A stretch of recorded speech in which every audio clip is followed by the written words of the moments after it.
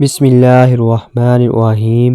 السلام علیکم ناظرین، آج کی ویڈیو میں ہم آپ کو بتائیں گے کہ خلیل الخدا حضرت ابراہیم علیہ السلام کے ساتھ جڑے اس واقعے کے بارے میں، جس میں آپ نے فرمایا، اے پروردگار مجھے دکھا کہ تو مردوں کو کیسے زندہ کرتا ہے۔ اللہ تعالیٰ نے قرآن مجید میں کافی مقامات پر حضرت ابراہیم علیہ السلام کو اپنا خلیل کہہ کر پکارا ہے۔ خلیل اس سے مراد دوست اور معجب کو کہتے ہیں، جو کسی طرح دوستی کر کے شرطوں میں خلل نہ آنے دے۔ حضرت ابراہیم علیہ السلام کے خلیل خدا ہونے کے بارے میں حضرت امام جعفر صادق علیہ السلام سے منقول ہے کہ ابراہیم علیہ السلام مہمانوں کے باپ تھے، یعنی مہمانوں کو بہت دوست رکھتے تھے۔ جب کوئی مہمان آپ کے پاس نہ ہوتا تھا تو آپ علیہ السلام مہمان کو تلاش کرتے تھے۔ ایک روز گھر کے دروازے کو بند کر کے مہمانوں کی تلاش میں باہر تشریف لے گئے۔ جب واپسی آئے تو ایک شخص کو مکان میں دیکھا۔ فرمایا، اے بندے خدا، کسی کی اجازت سے اس گھر میں داخل ہوا ہے۔ اس نے 3 مرتبہ کہا کہ اس مکان کے پروردگار کی اجازت سے۔ حضرت ابراہیم علیہ السلام سمجھ گئے کہ وہ جبرائیل علیہ السلام اور اپنے پروردگار کے حمد بجا لائے۔ جبرائیل علیہ السلام نے کہا کہ تمہارے پروردگار نے مجھ کو اپنے ایک بندے کے پاس بھیجا ہے جس کو اپنا خلیل بنایا ہے۔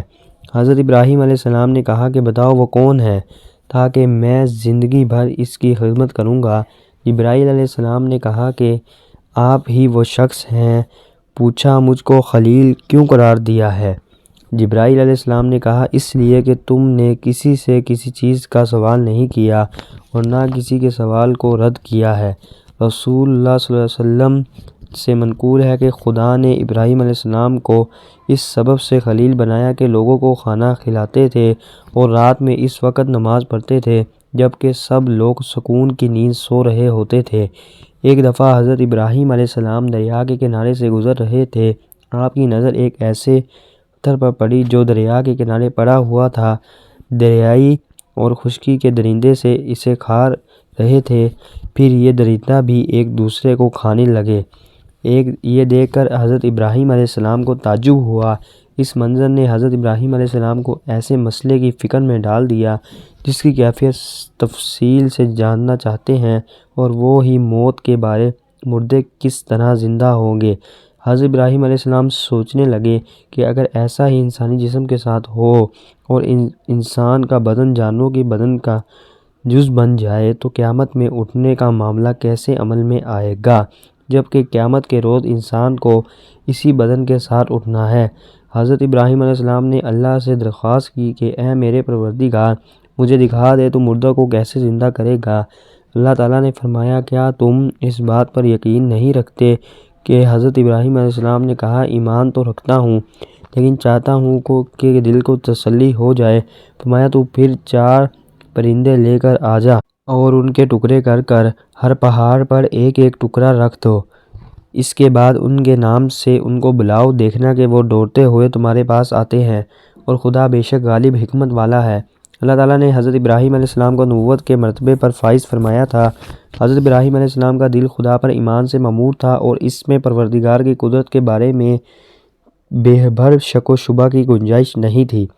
تاہم اس عرض سے کہ چیزوں کے حقائق ان پر واضح ہو جائیں اور ان کی بصیرت میں اضافہ ہو جائے، انہوں نے خدا سے درخواست کی کہ وہ انہیں یہ نظارہ دکھائیں کہ وہ مردوں کو کیسے زندہ کرتا ہے۔ چونکہ حضرت ابراہیم علیہ السلام کا مقصد اطمینان قلب حاصل کرنا تھا، اس لیے خدا نے ان کے پاس وحی بھیجی کہ 4 پرندے پکڑو، انہیں ذبح کرنے کے بعد ان کا قیمہ کرو اور اسے آپس میں ملا دو، پھر اسے چند حصوں میں تقسیم کرو اور ہر حصہ ایک پہاڑی پر رکھ دو۔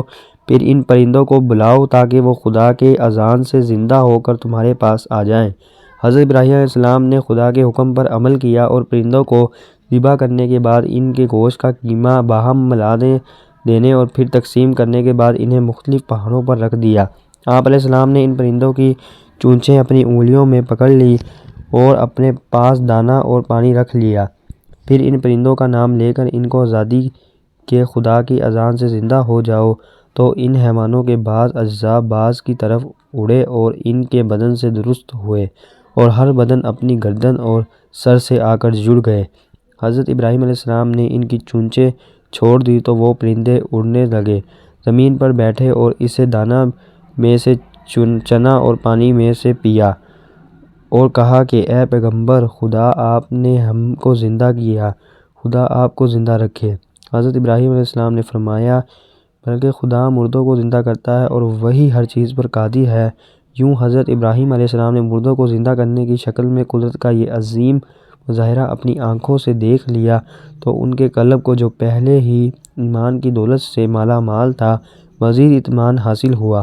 آخر میں آپ کو یہ بات بتاتے چلیں کہ یہ 4 پرندے جو حضرت ابراہیم علیہ السلام نے ذبح کیے تھے کون سے تھے؟ یہ 4 پرندے مختلف قسم کے پرندوں میں سے تھے، کیونکہ اس کے بغیر حضرت ابراہیم علیہ السلام کا مقصد پورا نہیں ہو سکتا تھا۔ اس لیے ضروری تھا کہ ہر پرندے کے اجزاء اس کے اصلی بدن میں واپس آئیں، اور یہ مختلف قسم کے ہونے کی صورت میں ہی ثابت ہو سکتا تھا۔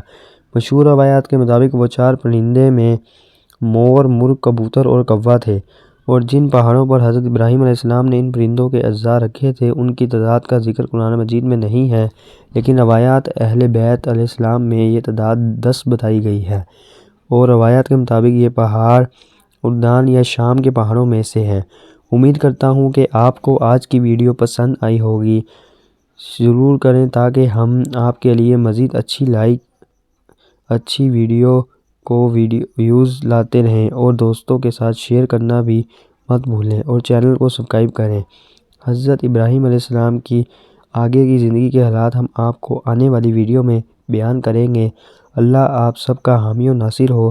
ملتے ہیں ایک نئی ویڈیو کے ساتھ، تب تک کے لیے اجازت دیجیے۔ اللہ حافظ۔